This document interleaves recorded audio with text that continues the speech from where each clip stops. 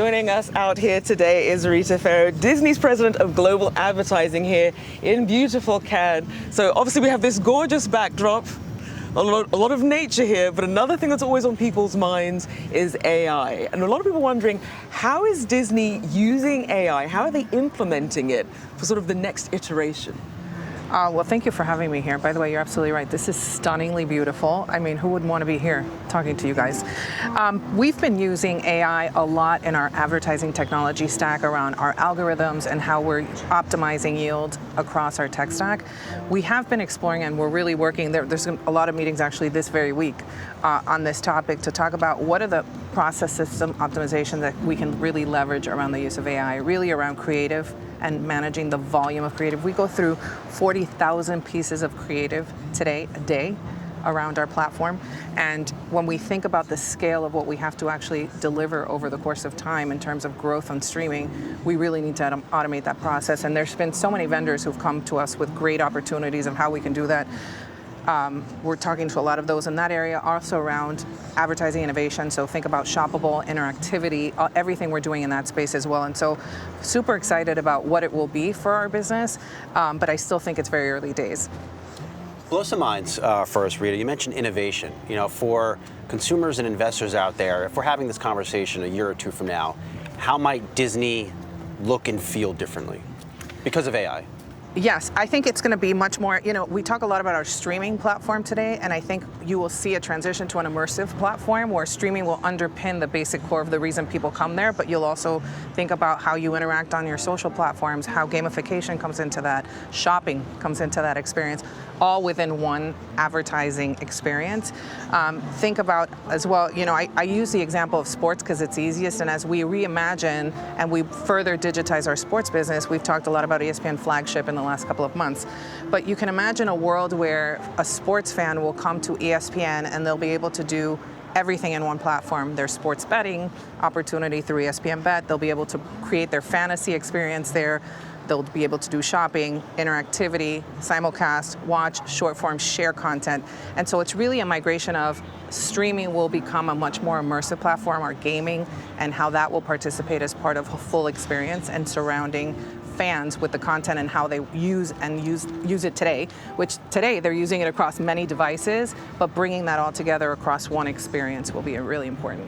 There's been some murmurs here on the ground at Cannes about Amazon ad prices, and they have a lot of inventory and they're bringing down ad prices on streaming. How impactful is that to Disney's business? I think the entire marketplace right now, what you saw in 2023 was 40% growth in CTV capacity across the year. Q1, 60% growth across the CTV environment. And so scale matters, performance matters, your technology and capabilities to deliver outcomes matters. We've created interoperability across the marketplace so people can plan, buy, and measure across our full technology stack with any platform or vendor they want to use. We're in a really good place, right? Some companies are great at technology, some companies are great at storytelling, some companies are great at innovation. We're great at all three, and that's where the magic happens. And so we're very excited about our position.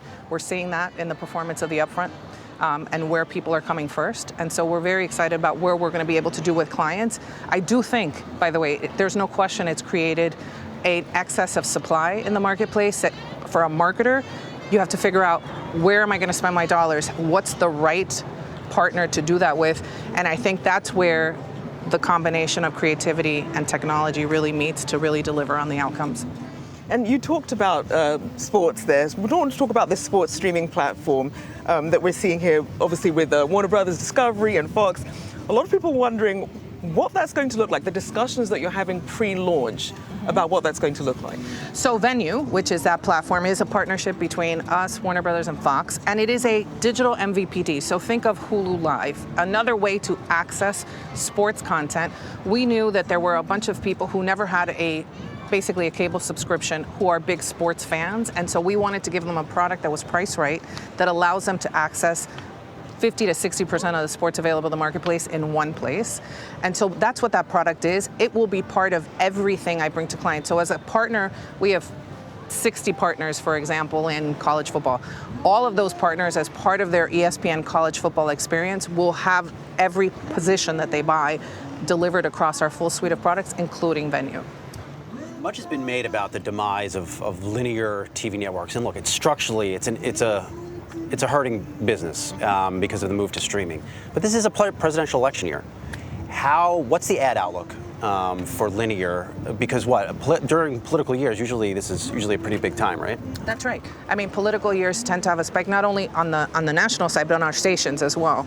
And so what we've seen is, you're absolutely right, there is a consistent decline in linear. I will say broadcast has seen a much more stable decline than our cable networks, and part of that is just the volume of that content that sits within streaming platforms. But our broadcast network has a significant amount of sports and has a significant amount of news, which is live, and a significant amount of live programming that keeps it relevant. And so there is audience decline, and so the advertising decline on those platforms is in line with that.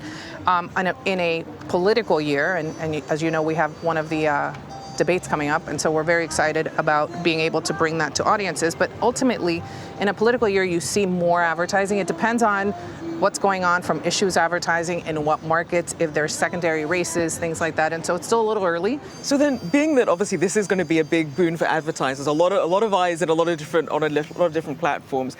How do you see Disney competing with Amazon when it comes to the direct-to-consumer experience, and really how you're managing that ad spend? Yeah, I mean, Disney competes with Amazon, Google, and everybody else. And so, to me, the big share is still YouTube, right? Like you just have to look at their earnings every quarter. I think we have done an extraordinary job because we have scale and we have premium storytelling and brands that everyone recognizes. And part of the streaming environment is really discoverability and finding and engagement and all of those things that feed into what the opportunity is. We have a scale and premium content. We have sports and entertainment programming. We have a combination of the three of the best platforms in the market. We actually moved Hulu onto Disney Plus, and we saw a rise not only in the consumption of time spent on the Disney Plus, but also Hulu as a standalone experience. And Hulu Live is a big portion of that, where you can actually get your full, what would be your normal cable subscription experience within a Hulu environment. We announced recently the integration of Warner Brothers Discovery as part of a bundle offering to the consumer. And so I think every platform has their, I would say, advantage, if you will, in terms of how you talk to customers. I think the fact that Hulu and Disney have been in the market a long time with an advertising business, we understand the advertising environment, we understand how clients want to talk to us, and how they want their partnerships to look like across our platform. I think sports continues to be a massive driver of opportunity, not only within our linear businesses, but in streaming. And how we bring that all together to market is really a differentiator that I don't think anyone competes with us today on.